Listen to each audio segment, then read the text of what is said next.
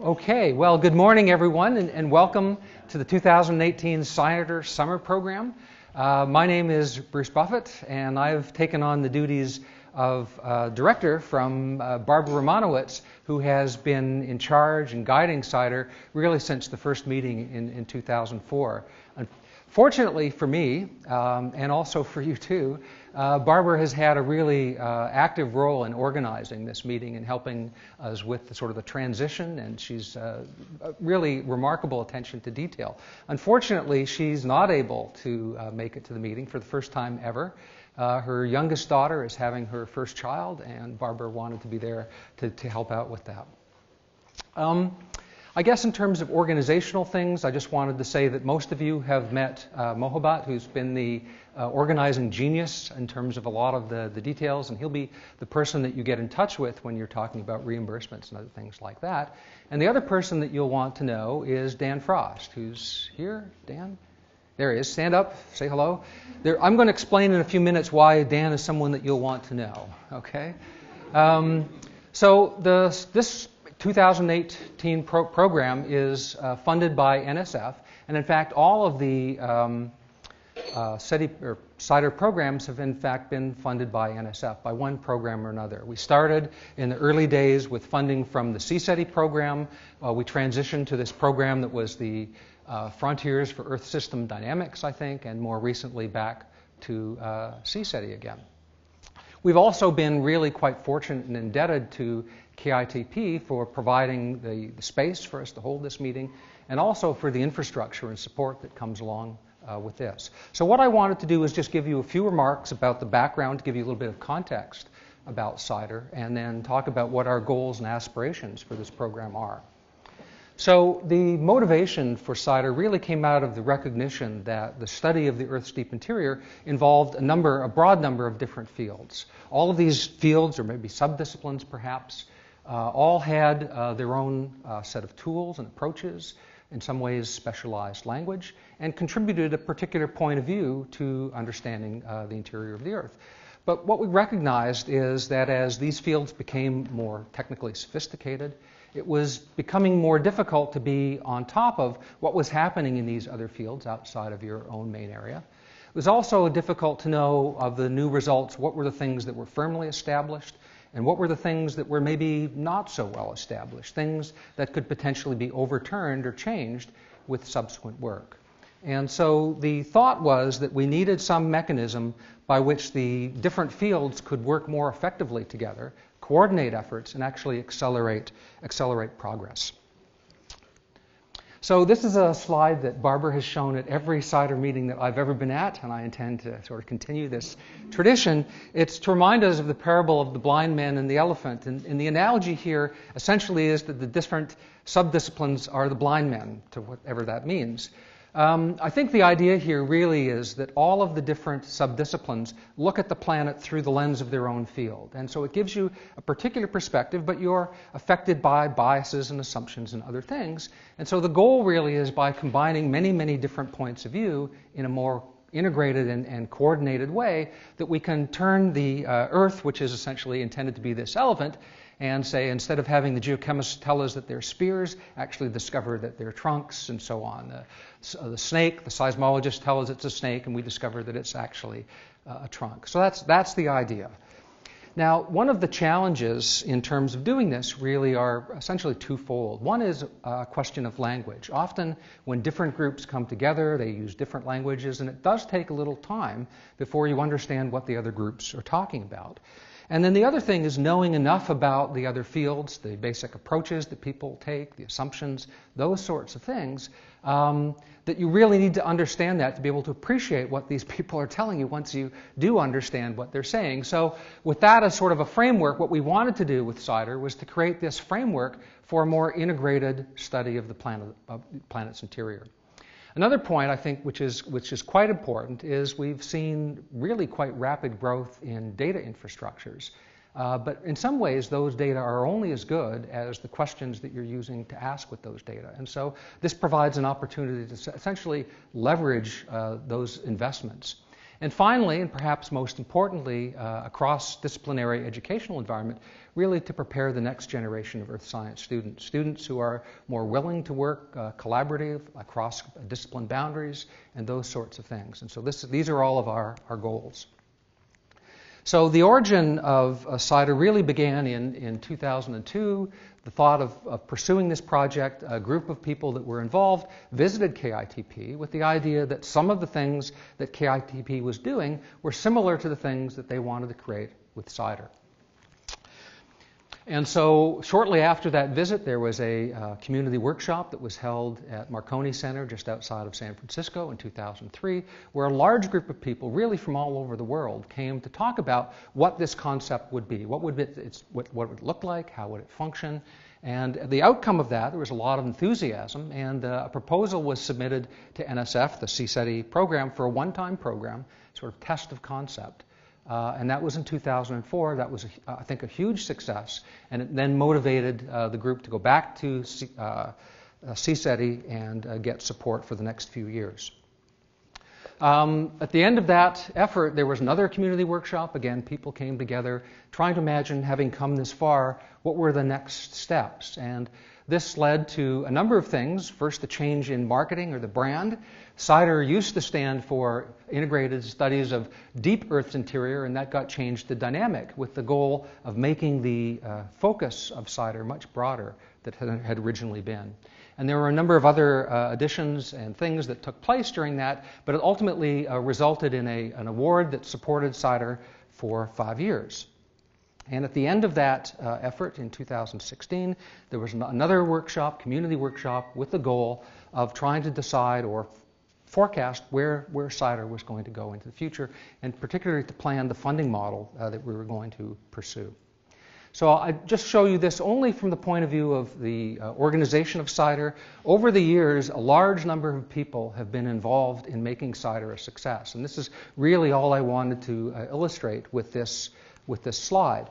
With CIDER2, under the FESD program, we changed the organizational structure a little bit with an executive committee and an advisory committee.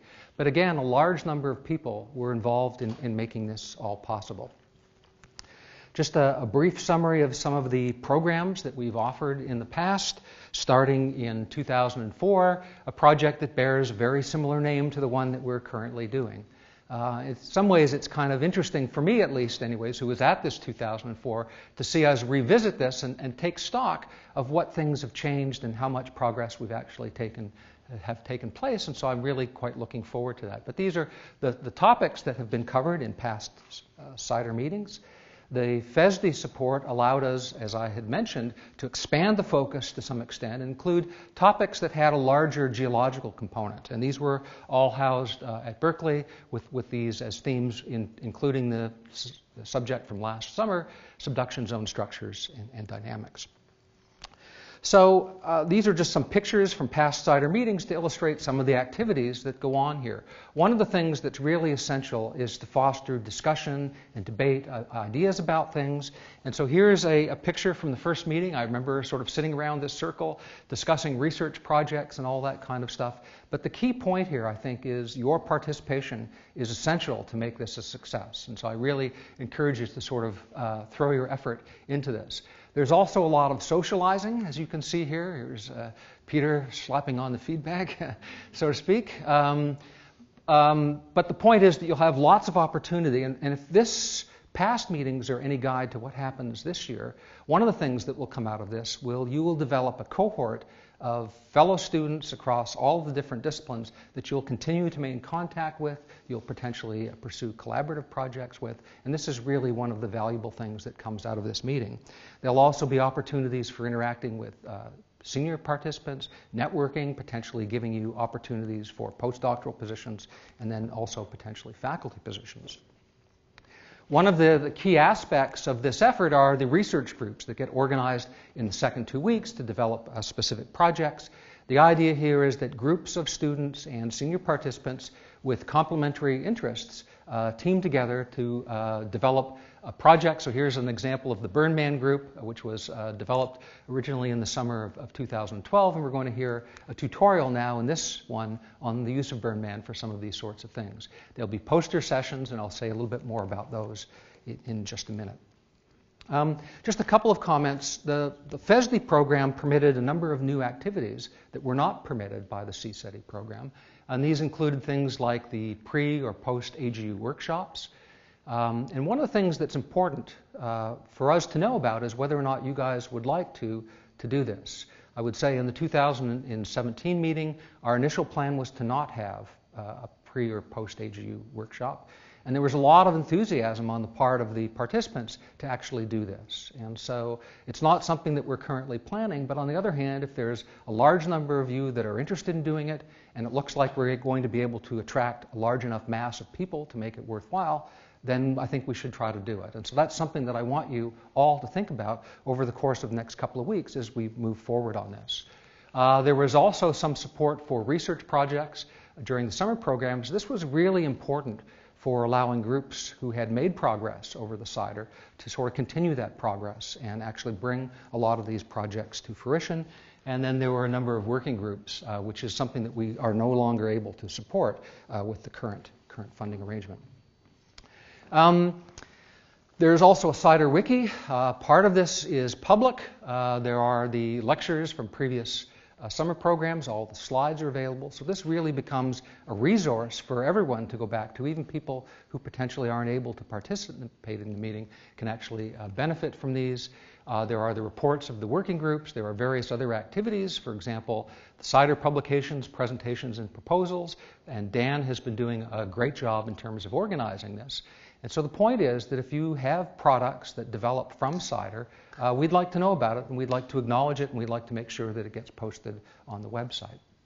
And then finally, there'll be another website that will be open just for us to sort of share information and develop the projects as we move forward, and Dan will be sort of giving us assistance in terms of making that happen. Okay. Right. So one of the ideas, or one of the real key things here, is that the research groups will hopefully develop products that they can take to sort of the next stage. We often have students presenting posters at AGUs, potentially publications. For us, this is a little awkward because the AGU deadline happens before the end of this program. And so if as a group or the individual research groups want to be thinking about submitting an AGU abstract for this coming December, that's something that we'll need to start thinking about early days. And it's just something to be aware of as we go forward. The other thing that comes out of this, and I've already mentioned it a little bit, is generally new collaborations emerge from this. And so this has been really quite a productive outcome. And as I'd mentioned, sort of the networking possibilities are important. So these are just some examples of papers that have been published that came out of CIDER working groups. Not all of the projects lead to publications, but even participating, I think, in these interdisciplinary research projects, even if they don't lead to publications, can in fact be a valuable experience. I think in a number of ways it can make you more open and receptive to the idea of doing collaborative research. It may encourage you to pursue interesting problems across disciplinary boundaries. It may motivate you to read literature in other fields more critically, or perhaps give you a broader perspective of the field so that you can write more effective fellowship applications or job applications. So there are a lot of things, good things, that can happen even if your particular project doesn't lead to one of these publications. So I just want to finish up here. We're in good time. I just wanted to finish up with a few logistics, things to be that I want you to be aware of as we go forward. First thing is that all the lectures are recorded. So that's great. But on the other hand, if you're, as lecturers, if you're going to make off-the-cuff remarks about colleagues, you have to remember that it's not off the record, okay? And so everyone will know what you think about so-and-so. The other thing is that these will all be posted on this website, and Dan is going to be sort of helping us look after that. The login for this is going to be CIDER.2018, and then the password will just simply be summer 2018. And so if there are problems in terms of getting access to this material, uploading material onto the website, Dan is the person that you want to talk with about making sure that that can happen. Okay, we're going to have a poster session. We'll have two. This first week we'll have one on the Friday, and it will involve individuals whose last names begin with L to Z. And then the following week it will be on the Wednesday. And so this is a great opportunity for you to share what you're doing now, and also then perhaps forecast perhaps where you'd like to see your work go during this meeting. I want to encourage everyone to wear their badges at all times. We're going to be having a number of participants, the senior participants and lecturers, coming over the course of the program. And even though you might think during the first week, well, everyone knows who I am, I still encourage you to wear the badges to make sure that it really does promote communications and that sort of thing. So I really encourage you to do this. The students all should have cards with your pictures that will get you in for lunch, breakfast, and dinner. The senior participants, not so much. The senior participants will require cards or tickets for the lunches, and Dan is the person that you want to see to get your lunch card. So this is another reason why Dan is a very important person, okay? He's going to be giving out them a week at a time, so see Dan sometime before lunch to get your allotment of 6 cards for the first week. Okay. There are a number of group dinners. We're going to have barbecues on the beach just down here in Goleta. It's Beach D. The first one this Tuesday, tomorrow, is going to be catered, but all of the other ones are on us. And so what I would like to have set up is that the student participants will all take turns participating in this. We need individuals to help Dan buy the groceries and supplies for these things. We probably need 2 or 3 people for that. We probably need 3 or 4 people to do the cooking, and we probably need 3 people or so to help with the cleanup at the end. And so because we're going to be having 3 of these, and it requires all those people, I'm anticipating that everyone will need to get involved. And so again, we'll probably post a document, allow you guys to sign up. But again, it's really going to be on us to make this happen, or actually it's going to be on you guys to make this happen. Okay? The Thursday dinners, though, are going to be by and large here. There'll be Thursday dinners in the courtyard at KITP. The last Friday of the program, we'll have the dinner in the faculty club on campus. It'll all be local. And I think sometime early next week, probably on Monday, we'll want to get a group photo when we're getting the rest of the lecturers and senior participants arriving so that we capture as many of the people as we possibly can.